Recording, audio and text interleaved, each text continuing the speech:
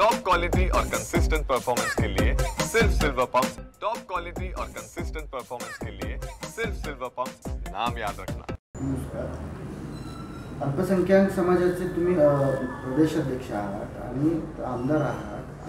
अशा पद्धतीने होत असताना मुस्लिम समाज किंवा अल्पसंख्याक समाज तुमच्याकडे बघतोय आणि त्याच्यातनं नाराज आहे तुमच्यावर की तुम्ही जगतापांच्या बाबतीत काय भूमिका घेता? मी सांगितलेलं आहे स्पष्टपणानं की जर आमची विचारधारा त्यांना पटत नसेल आणि आमच्या विचारधारेवरती नसतील तर त्यांनी राजीनामा द्यावा। त्यांनी नाही राजीनामा दिला तर माझा पक्ष समर्थ आहे, माझे नेते समर्थ आहेत त्यांना योग्य ती कारवाई करायला, त्यांना कसं मोकळं करायचं। आणि मग ठीक आहे ना, तुम्ही एकदा आमच्या पक्षाशी जर फारकत घेतलात विचारांशी तर तुम्ही या पदापासून दूर व्हायला पाहिजे, कारण या आमच्या पक्षाच्या चिन्हावर तुम्ही निवडून आला आहात। दूर व्हायला पाहिजे। तुम्ही दूर होत नसला तर दूर करण्यासंबंधीची काय कारवाई करायची असते काय ते आमचे वरिष्ठ चांगले जाणून आहेत आणि त्यामुळं याबद्दल मला नाही अडचण वाटत की काय होईल। ठीक आहे ना, आमच्याकडनं तुम्ही एकदा फारकत घेतली आहे विचाराची तर पक्षाकडनं फारकत घ्या आणि तुमचा काय मार्ग नवीन जो काय असेल, नवीन विचारधारा तुमची असेल त्या पद्धतीनं तुम्ही चोखाळा ती, काय अडचण नाही आमची।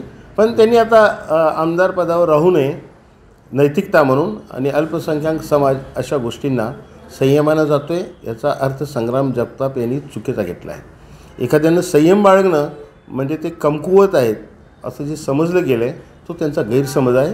कदाचित ज्यावेळेस आमच्यासारखे जबाबदार नेते त्यासंबंधी आमच्या समाजाला आवाहन करतील त्या दिवशी संग्राम जगतापला कळेल की आपण काय चूक केली आणि ती चूक आपल्याला किती भोवते आहे हे त्यावेळेला कळेल। त्यामुळे फार पुढचं काय लांबलचक बोलणार नाही, पण एक आहे की हा समाज संयमी आहे आणि त्याचं नेतृत्व आम्ही करतो आहे। त्यामुळे आमची ही जबाबदारी आहे की समाजाला संयमानंच पुढं न्यावं। एक मर्यादा आहे तोपर्यंत 100% आम्ही संयमानंच पुढं जाऊ। ज्यावेळेस वाटेल आम्हाला की नाही आता मर्यादा ओलांडली गेलेली आहेच आणि अतिरेक होतो आहे त्यावेळेला निश्चितपणानं त्यासंबंधीची भूमिका त्यावेळेला मी जाहीर करेन। कारवाई करण्याचे अधिकार आमच्या वरिष्ठांना आहेत, माझ्याकडे नाही आहेत। पण आता कशा पद्धतीची कारवाई करणार ते हे त्यांनीच ठरवावं लागेल आणि तेच करणार आहेत। त्यामुळे त्या विषयात मी काही बोलणं योग्य होणार नाही।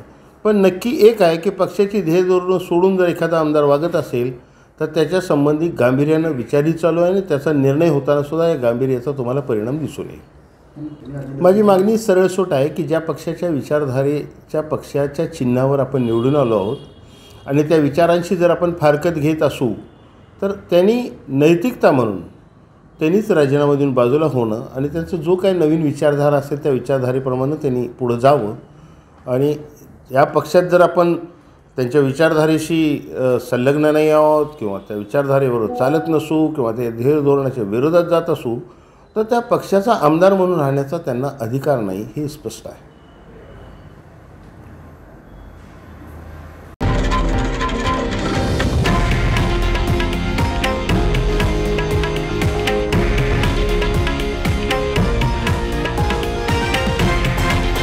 हे आहे देशातील नंबर 1 न्यूज नेटवर्क आणि आपण पाहत आहात TV9 मराठी, एकमेव।